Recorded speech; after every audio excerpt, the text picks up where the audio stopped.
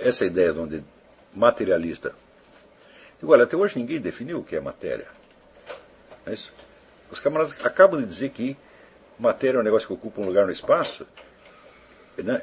E no instante seguinte eles estão falando de neutrinos, de partículas que não apenas não ocupam nenhum lugar no espaço, mas às vezes ocupam até dois lugares diferentes ao mesmo tempo. Esse conceito não faz sentido nenhum. Matéria é uma metáfora, né? Que vem da ideia da mater, mãe. De onde você tira isso? Você tira o seguinte, que do que se compõe um óvulo? Ele se compõe de sangue. E o espermatozoide fecunda o óvulo, quer dizer, desperta nele um potencial que ali não tinha antes. Né?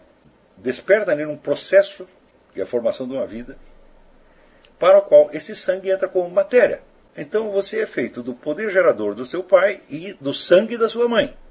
O que esses caras estão querendo dizer é o seguinte: é a matéria que se fecunda a si própria, é o sangue que se fecunda a si próprio, sem necessidade de um aporte exterior.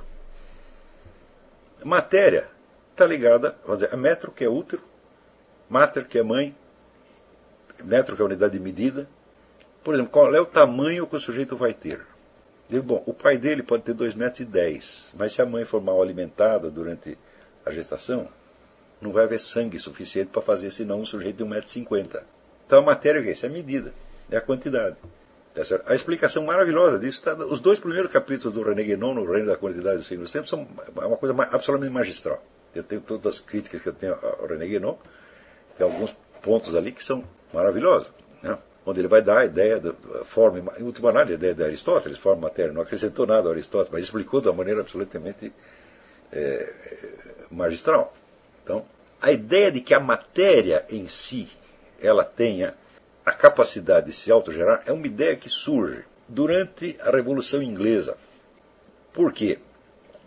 Para fundamentar a ideia do espontaneísmo das massas revolucionárias era necessário ter um conceito científico que o fundamentasse. Então a matéria passa a ter capacidades que antes não tinha. Então isso foi, vamos dizer, uma chantagem política. E até hoje você não tem nenhum conceito de matéria que seja mais científico do que isso aí. Matéria é uma metáfora, é uma figura de linguagem e continuará sendo a figura de linguagem. Ora, quando você tem uma figura de linguagem, nós podemos perguntar, mas a que realidade esta figura de linguagem corresponde? Então a figura de linguagem tem naturalmente vários sentidos, alguns deles contraditórios entre si, e você pode então, decompondo as várias camadas de sentido, saber aqui que aquilo corresponde na experiência ou não corresponde. Para isso seria necessário, vamos dizer, uma análise filosófica do conceito de matéria. Tá certo? Porém, se você começa a analisar, você vê que o conceito de matéria é inteiramente imaterial. Então, é um conceito que chega a uma autocontradição. Ah, mas nós queremos continuar operando com esse conceito. Então, o que eles fazem? Eles formalizam o conceito, criando um critério de reconhecimento. Como, por exemplo, a hora que o sujeito diz que matéria é o que ocupa um lugar no espaço, que é fazer uma definição meio primitiva. Tá certo? Isso não é uma definição, isso é um critério de reconhecimento. Se você disser que todos os processos que acontecem no mundo emergem da matéria, então você vai ter que dizer que este conhecimento que você tem da matéria também emerge da matéria. Mas esse conhecimento em si mesmo não é material. Então a matéria está agindo imaterialmente. Quer dizer, no primeiro passo que você dá com esse conceito, você já esbarra em absurdidades. Agora, se você fizer a lista das metáforas e figuras de linguagem que são usadas na ciência, Mary Bidgley aqui, ela cita uma lista. Por exemplo, o conceito de informação. O ADN passa a informação. Digo, peraí, ele é uma estação de rádio? Ele é um livro? Ele é um ser humano falante? Não, então você quer dizer que aquilo que o ADN está passando não é exatamente uma informação, mas é algo que se parece com uma informação. Então você está designando a coisa por uma analogia. Vamos tornar isso mais preciso. Fala, não há como, meu filho. Você vai continuar operando com essas figuras de linguagem. Então é o seguinte, quando a ciência efetivamente conhece algum processo da natureza objetiva, ela conhece porque há uma equivalência, há um diálogo entre a inteligência humana e a estrutura da realidade objetiva. Não é que tem um caos lá de fora e a sua mente põe ordem.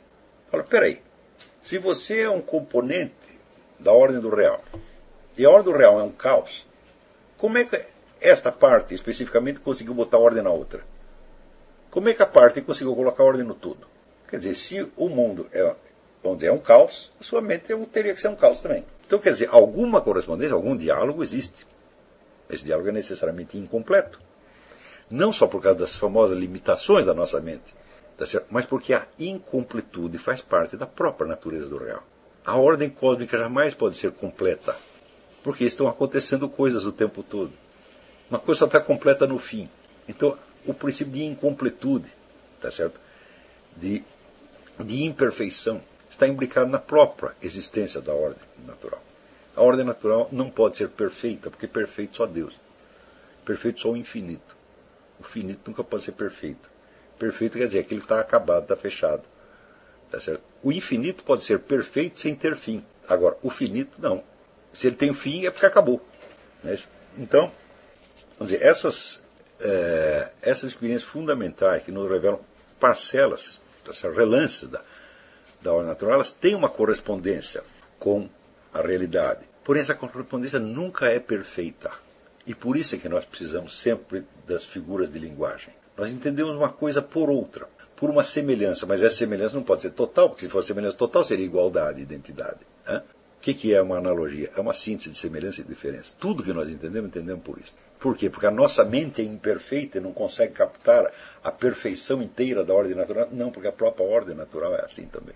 A própria ordem natural tem similaridades, tem ambiguidades, porque ela não é uma perfeição infinita. Então isso quer dizer que a própria inadequação, vamos dizer, dos nossos conhecimentos é uma forma de adequação. A adequação dos nossos conhecimentos ao mundo exterior que nós descrevemos, ela é uma adequação imperfeita que revela a própria imperfeição da ordem real existente. Tá certo? Então, a existência, o uso de metáforas, de figuras de linguagem, então, não depõe contra o conhecimento. Não depõe sequer contra a própria ciência. Agora, depõe contra o cientista que acredita que tudo que ele está falando é literal. E que acredita que a atividade dele, né, por ser mais exata, etc., é infinitamente superior à de um poeta ou de um dramaturgo, quando não é. É exatamente a mesma atividade. Então, quando aumenta, vamos dizer, a perfeição das medidas, tá certo? Ela não aproxima você da realidade. Por quê? Porque você está, vamos dizer, apenas usando procedimentos matemáticos para tornar a sua analogia, a sua figura de linguagem mais expressiva. Não te aproxima do real. Uma lei de física não é mais real do que um verso de Camões. Em sentido nenhum do mundo. Essa história das duas culturas, de que existe aqui a cultura das artes, da religião, do outro lado a cultura científica, isso é um mito, criado por um charlatão chamado C.P. Snow. É interessante vocês lerem o livrinho. F.R. Lewis escreveu um livreto sobre a famosa conferência do C.P. Snow sobre as duas culturas. Ele reduz o sujeito a zero. Basta vocês terem estudado um pouquinho a teoria dos quatro discursos que você vê que não existe uma coisa por um lado, outra por outro. Existe uma gradação. E os limites entre os vários discursos, eles são fluidos. Não nos conceitos. Os conceitos são muito claros, mas a passagem de uma linguagem para outra é problemática. Porque ninguém usa uma linguagem que seja perfeitamente poética, ou perfeitamente retórica, ou perfeitamente dialética. Isso não é impossível. Quer dizer, você tem uma gradação com limites esfumados. E isso é tudo que nós podemos alcançar. Tá certo? Então, não é exato de maneira alguma, por exemplo, dizer que existem ciências exatas. Elas podem ser exatas nas suas medições, mas não nos seus conceitos. Aliás, ao contrário, se prevalece da exatidão das medições para poder continuar usando conceitos que são totalmente elásticos e nebulosos, como, por exemplo, o conceito de matéria. Agora, toda esta cultura, né, da modernidade científica, ela está tentando fazer da classe científica um novo clero que tem o direito de governar todo mundo, tomar decisões por ele, dizer o que você pode comer, o que você não pode comer, tudo que você pode fazer ou não. Em nome do quê? De um conhecimento intransmissível, que é ao mesmo tempo intransmissível e é o critério de julgamento de todas as questões públicas. Eu digo, mas que coisa mais louca. Então, é claro que por trás dessa desordem continua existindo a ordem. Quer dizer, é só você olhar os processos naturais, não como a ciência os descreve, mas como você os observa a olho nu, tá certo? E você verá que existe uma ordem, uma regularidade. Claro que se você observar esse processo numa outra escala, ele deixa de parecer regular. Porque se fosse, vamos dizer, a ordem total e perfeita em todas as dimensões, não, então teria que ter um universo acabado, não pode acontecer nada de novo. Então, uma das características da ordem é que ela não é plana. Ela tem vários níveis, onde as coisas aparecem mais ou menos organizadas conforme a escala na qual você olha. Entendeu? Mas Tudo isso é uma coisa que Sócrates e Aristóteles já sabiam, mas que hoje parecem bichos de 7 cabeças. Se você sair deste mundo sem ter compreendido nada da ordem do real, isso vai fazer alguma diferença para ela? Não. Olha que reconforto que é isso. Se eu permanecer perfeitamente ignorante do universo, isso vai impedir o universo de funcionar? Não. Então isso quer dizer que eu não preciso ter aquela avidez de responder todas as perguntas, que é o problema desses malucos. Eles querem responder todas as perguntas porque eles acham que se o universo, se eles não cuidarem do universo, o universo vai acabar. Vai haver entropia, vai acabar com tudo. Então é claro que isso é um delírio persecutório. Né? Olha, se o universo estiver destinado a acabar, o ser não pode acabar. O total encerramento deste universo aqui, nada representaria na ordem do ser. Então, não podemos compreender o ser senão na dimensão de infinitude e eternidade. Agora, esses camaradas, o que eles fazem? Eles pegam a existência do universo espaço-temporal e a absolutizam.